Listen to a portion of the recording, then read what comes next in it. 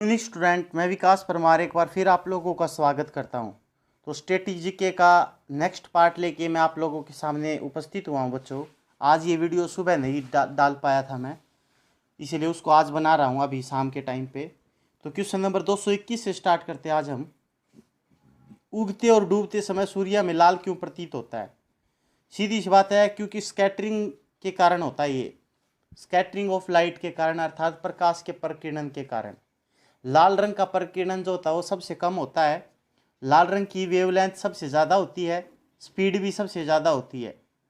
और जो बैंगनी रंग होता है उसका प्रकीर्णन सबसे ज़्यादा होता है, वेवलेंथ सबसे कम होती है, और जो आपका स्पीड होती है वो भी सबसे कम होती है। उसके बाद इंद्रधनुष में कितने रंग होते हैं? तो इंद्रधनुष में 7 रंग होते हैं बच्चों। इंद्रधनुष 2 प्रकार का होता है, एक होता है प्राथमिक इंद्रधनुष, एक होता है सेकेंडरी। ये वाला है प्राइमरी और ये वाला सेकेंडरी।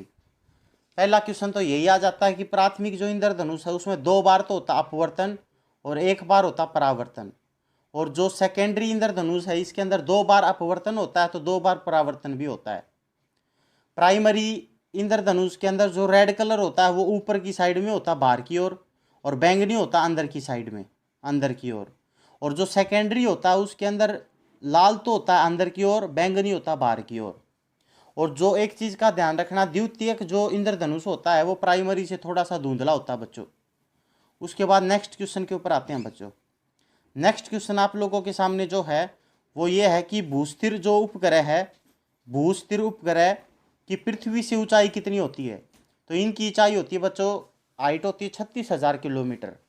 अगर मैं भूस्थायी उपग्रह के बारे में बात करता हूँ तो ये ऐसे उपग्रह होते हैं जो पृथ्वी के अक्ष के लंबवत तल से पश्चिम से पूर्व की ओर पृथ्वी की परिक्रमा करते हैं। अर्थात ये पृथ्वी की जो परिक्रमा करते हैं वो पश्चिम से पूर्व की तरफ करते हैं, और इनका परिक्रमण काल भी पृथ्वी के बराबर होता है जो 24 घंटे का होता है बच्चों। उसके बाद नेक्स्ट क्वेश्चन के ऊपर बातें हम। नेक्स्ट क्वेश्चन है, दूध से दही किस जीवाणु के कारण बनती है? तो दूध से दही बनती है लैक्टोबैसिलस के कारण। अर्थात दूध को दही में बदलने का कारण होता है लैक्टोबैसिलस नाम का बैक्टीरिया। अगर मैं आप लोगों से कहता हूं कि दूध में पाया जाने वाला प्रोटीन कौन सा होता है? केसिन। ठीक है। उसके बाद दूसरी बात आप लोगों को मैं बता देता हूं, बैक्टीरिया के खोजकर्ता ल्यूवेनहोक नाम के व्यक्ति थे। एक एनाबीना, एक नॉन स्टॉक नाम के साइनोबैक्टीरियम होते हैं जो नाइट्रोजन का स्थिरीकरण करते हैं, अर्थात भूमि के अंदर नाइट्रोजन की पूर्ति को बढ़ाते हैं। रॉबर्ट कोच ने कालरा और तपेदिक नाम के बैक्टीरिया की खोज की थी बच्चों। उसके बाद नेक्स्ट क्वेश्चन है, मलेरिया की दवा क्विनीन किस पौधे से प्राप्त की जाती है? तो सिनकोना पौधे से प्राप्त की जाती है। अर्थात अगर मैं आप लोगों से कहता हूं कि जो मलेरिया नाम की बीमारी होती है वो प्रोटोजोआ के कारण होती है। किसके कारण होती है? प्रोटोजोआ के कारण। एक प्लाज्मोडियम नाम का प्रोटोजोआ होता है जो हमारे शरीर के अंदर एंट्री कर जाता है। अर्थात जब मादा एनाफ्लीज हमें काटती है तो हमारे शरीर में प्रोटोजोआ छोड़ती है जिसका नाम है प्लाज्मोडियम, और उसके कारण हमें क्या हो जाती है बच्चों? उसके कारण हमें मलेरिया नाम का भी रोग हो जाता है। ठीक है। उसके बाद भारतीय राष्ट्रीय कांग्रेस की प्रथम मुस्लिम अध्यक्ष कौन थी? तो बदरुद्दीन तैयब जी भारतीय राष्ट्रीय कांग्रेस के प्रथम मुस्लिम अध्यक्ष थे। पहले अध्यक्ष थे उनका नाम था WC बनर्जी, व्योमेश चंद्र बनर्जी, 1885 के अंदर बने थे। उसके बाद 1886 में दादा भाई नौरोजी बने थे, 1887 में बदरुद्दीन तैयब जी बने थे, और 1888 में जॉर्ज यूले बने थे। और जॉर्ज यूले पहले यूरोपियन अध्यक्ष थे भैया कांग्रेस के। उसके बाद बंगाल का विभाजन कब और किसके द्वारा किया गया? तो ये 1905 में किया गया था लॉर्ड कर्जन के द्वारा। एक क्वेश्चन और आ जाता है कि इसे बंग बंग के नाम से भी जाना गया था। ठीक है, बंगाल विभाजन को। दूसरी बात, बंगाल विभाजन को रद्द कब किया गया था? तो इसको किया गया था 1911 के अंदर बच्चों, लॉर्ड ओर्डिंग द्वितीय के टाइम पे। उसके बाद अगला क्वेश्चन आप लोगों के सामने बच्चों, कुल कितने उच्च न्यायालय है बच्चों? तो भारत के अंदर 24 नहीं 25 उच्च न्यायालय है। अब भारत के अंदर हाईकोर्ट कितने बच्चों? 25 हाईकोर्ट है इंडिया के अंदर एट प्रेजेंट। ठीक है। अगर मैं आप लोगों से कहता हूं भारत के अंदर सुप्रीम कोर्ट कितने हैं? तो एक ही सुप्रीम कोर्ट है। ठीक है। और इस समय हरियाणा का जो हाईकोर्ट का चीफ जस्टिस है वो आप लोग चेक कर लेना, मुझे कन्फर्म नहीं है पूरा, शायद रविशंकर झा नाम के व्यक्ति हो सकते हैं, देख लेना एक बार। उसके बाद प्रथम लोकसभा का अध्यक्ष कौन था? तो GV मावलकर। लोकसभा प्रथम का निर्माण हुआ था 1952 में। पहली बार आम चुनाव हुए थे 1951-52 में। इस समय 17वीं लोकसभा चली हुई है और 17वीं लोकसभा के अध्यक्ष है ओम बिड़ला। ठीक है, कौन है बच्चों? ओम बिड़ला। कई बार कैबिनेट सचिव पूछ लिया जाएगा आपसे, तो राजीव गौबा नाम का व्यक्ति कैबिनेट सचिव है। और लोकसभा महासचिव कौन है? श्रीमती स्नेहलता श्रीवास्तव। उसके बाद अगला क्वेश्चन है, संविधान सभा का अस्थायी अध्यक्ष किसे चुना गया? तो सचिदानंद सिन्हा को अस्थायी अध्यक्ष चुना गया था। 9 दिसंबर 1946 को संविधान सभा की पहली बैठक हुई थी। उसके 2 दिन के बाद 11 दिसंबर 1946 को संविधान सभा की दूसरी बैठक हुई थी। उसमें डॉक्टर राजेंद्र प्रसाद को स्थायी अध्यक्ष चुन लिया गया था। उसके बाद भारत के प्रथम गृह मंत्री कौन थे? तो भारत के प्रथम गृह मंत्री थे सरदार वल्लभ भाई पटेल। ठीक है, और भारत के पहले गृह मंत्री तो वल्लभ भाई पटेल थे। खाद्य एवं कृषि मंत्री पूछ ले तो राजेंद्र प्रसाद थे। शिक्षा मंत्री पूछ ले तो अबुल कलाम आजाद थे। रेलवे मंत्री पूछ ले तो जॉन मथाई थे। और कानून मंत्री पूछ ले तो BR अम्बेडकर थे। और उस समय रक्षा मंत्री जो थे वो थे सरदार बलदेव सिंह। ठीक है, कौन थे बच्चों? सरदार बलदेव सिंह। कई बार रक्षा मंत्री से क्वेश्चन बना सकता है कि जब भारत और चाइना का युद्ध हुआ था तो उस समय रक्षा मंत्री कौन थे? तो उस समय रक्षा मंत्री थे यशवंतराव चौहान। यशवंतराव चौहान थे। और 1971 के टाइम पे जब भारत पाकिस्तान का युद्ध हुआ उस समय कौन थे? जगजीवन राम थे। उस समय कौन थे? जगजीवन राम। और 1999 में जब भारत का कारगिल युद्ध हुआ था, 1999 में 1999 के अंदर जब कारगिल युद्ध हुआ था तो उस समय जो रक्षा मंत्री थे वो थे जॉर्ज फर्नांडिस। कौन थे बच्चों? जॉर्ज फर्नांडिस। और कारगिल युद्ध जो हुआ था वो मई 1999 में हुआ था। और कारगिल युद्ध में एक ऑपरेशन चलाया गया था जिसका नाम था ऑपरेशन विजय। अगर मैं आप लोगों से कहूं कि 1971 के टाइम पे सेना अध्यक्ष कौन था तो उसका नाम था सैम मानेकशॉ। कौन था बच्चों? सैम मानेकशॉ। और उस समय रक्षा मंत्री कौन थे बच्चों? जगजीवन राम।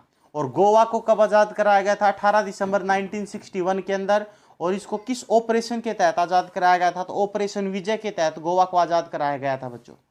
नेक्स्ट क्वेश्चन आप लोगों के सामने है, संसार की प्रथम महिला प्रधानमंत्री कौन थी? प्रथम तो सिरिमाओ भंडारनायके श्रीलंका की थी, ये प्रथम प्रधानमंत्री थी महिला। उसके बाद भगवान महावीर जैन धर्म के कौन से तीर्थकर थे? तो जैन धर्म के 24वें तीर्थकर थे बच्चों। ठीक है, कौन से नंबर के थे? 24वें। ठीक है, महावीर स्वामी का जन्म हुआ था 540 ईसा पूर्व। कुंडग्राम के अंदर इनका जन्म हुआ था जो वैशाली में पड़ता है। इनके पिता का नाम था सिद्धार्थ, इनकी माता का नाम था त्रिशला। पिता जो थे वो ज्ञात्रिक कुल के थे और त्रिशला माता जो थी वो लिच्छवी राजा चेतक की बहन थी। और इनकी पत्नी का नाम था यशोदा, लेकिन यशोधरा पत्नी पूछ ली जाए तो महात्मा बुद्ध की थी। और इनकी पुत्री का नाम था अनोजा प्रियदर्शनी। ठीक है, उसके बाद नेक्स्ट क्वेश्चन आप लोगों के सामने है, किस संविधान संशोधन द्वारा 6 से 14 वर्ष की आयु के बच्चों के लिए शिक्षा को मौलिक अधिकार बनाया गया था? तो ये बनाया गया 86वां संविधान संशोधन के तहत। किसके तहत बच्चों? 86। और ये कब हुआ था? 2002 में। उसके बाद अगला क्वेश्चन है, देखो आप लोगों को मैं बता देता हूँ, 6 से लेकर 14 साल के बच्चों को शिक्षा अनिवार्य है। ये एक मौलिक अधिकार भी है, ये एक नीति निर्देशक तत्व भी है और ये एक मौलिक कर्तव्य भी है। अगर मौलिक अधिकार की बात करता है तो अनुच्छेद 21 के अंतर्गत आता है। और अगर ये नीति निर्देशक सिद्धांत की बात करता है तो अनुच्छेद 45 के अंतर्गत आता है। और अगर मौलिक कर्तव्य की बात करता है तो 11वां मौलिक कर्तव्य है, क्योंकि पहले 10 मौलिक कर्तव्य होते थे, अब 11 मौलिक कर्तव्य होते हैं। 11वां मौलिक कर्तव्य यही है, 6 से 14 साल के बच्चों को शिक्षा अनिवार्य है। उसके बाद अगला क्वेश्चन है, किस मौलिक अधिकार को 44वें संशोधन द्वारा हटा दिया गया? संपत्ति का अधिकार। मूल संविधान में 7 मौलिक अधिकार होते थे, लेकिन संपत्ति के अधिकार को 44वें संविधान संशोधन 1978 के तहत हटा दिया गया। और इस समय वह एक कानूनी अधिकार है। और किस अनुच्छेद के अंतर्गत है वो? इस समय 300 के अनुच्छेद के तहत है इस समय वो। उसके बाद हर्षवर्धन को किसने पराजित किया था? तो हर्षवर्धन को पराजित किया था पुलकेशिन ने। हर्षवर्धन के पिता का नाम था प्रभाकर वर्धन। हर्षवर्धन ने 7वीं शताब्दी में थानेश्वर को राजधानी बनाया था और दूसरी राजधानी इन्होंने कन्नौज को बनाया था। ठीक है, हर्षवर्धन की 3 पुस्तक थी, नागानंद प्रियदर्शी का रत्नावली, और हर्षवर्धन के कवि थे बाणभट्ट, और बाणभट्ट ने कादम्बरी नामक पुस्तक और हर्षचरित नामक पुस्तक लिखी थी। उसके बाद अगला क्वेश्चन है, संयुक्त राष्ट्र जनरल असेंबली की अध्यक्षता करने वाली प्रथम महिला कौन थी? विजय लक्ष्मी पंडित थी बच्चों। ये इंडियन थी। उसके बाद पहली जैन परिषद कहाँ पर आयोजित की गई? तो पहली जैन परिषद 300 ईसा पूर्व में आयोजित की गई थी। 300 ईसा पूर्व में ये पाटलिपुत्र में आयोजित की गई थी और इसकी अध्यक्षता की थी सतुल भद्र ने। सतुल भद्र ने इसकी अध्यक्षता की थी। और दूसरी जो जैन संगीति है वो 6 शताब्दी में हुई थी, 6ठी शताब्दी के अंदर हुई थी बच्चों। वो कब हुई थी? 6ठी शताब्दी के अंदर हुई थी। और कहाँ पर हुई थी? बल्लभी में हुई थी। बल्लभी कहाँ पर पड़ता? गुजरात के अंदर। और बच्चों इसकी अध्यक्षता करी थी क्षमा श्रवण ने, अक्षमा श्रवण। उसके बाद अगला क्वेश्चन, मैगास्थनीज ने भारतीय समाज को कितनी श्रेणियों में बांटा? 7 श्रेणियों ने। मैगास्थनीज की पुस्तक का नाम था इंडिका। मैगास्थनीज जो था वो सेलूकस निकेटर का राजदूत था और चंद्रगुप्त मौर्य के दरबार में रहता था। और सेलूकस निकेटर सिकंदर का सेनापति था बच्चों। उसके बाद अगला क्वेश्चन आप लोगों के सामने, किस वायसराय के शासनकाल में दिल्ली दरबार में रानी विक्टोरिया को केसरी की उपाधि दी गई थी? तो लिट्टन के शासनकाल में। अगर मैं आप लोगों से कहता हूं कि भैया दिल्ली दरबार कितनी बार आयोजित किया गया था, तो 3 बार आयोजित किया गया था। एक किया गया था 1877 के टाइम पे और उसी समय एक केसरी की उपाधि दी गई थी रानी विक्टोरिया को। दूसरी बार आयोजन किया गया इसका 1903 के टाइम पे और तीसरी बार आयोजन किया था इसका 1911 के टाइम पे, जब राजधानी दिल्ली कोलकाता से दिल्ली स्थानांतरित करने का निर्णय लिया गया था।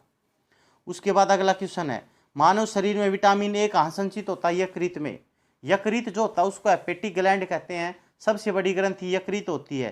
पित्त इकट्ठा जो होता है वो पित्ताशय में होता है, गाल ब्लैडर में। लेकिन पित्त बनता कहाँ पर है? पित्त बनता है लीवर के अंदर। लीवर जो होता है बच्चों उसमें सबसे ज़्यादा पुनरुद्भवन की क्षमता होती है लीवर के अंदर। ठीक है। उसके बाद अगर मैं आप लोगों से कहता हूँ कि लीवर के अंदर एक प्रकार की सेल पाई जाती है जिसका नाम होता है कुफर सेल। क्या होता है बच्चों? कुफर सेल होता है।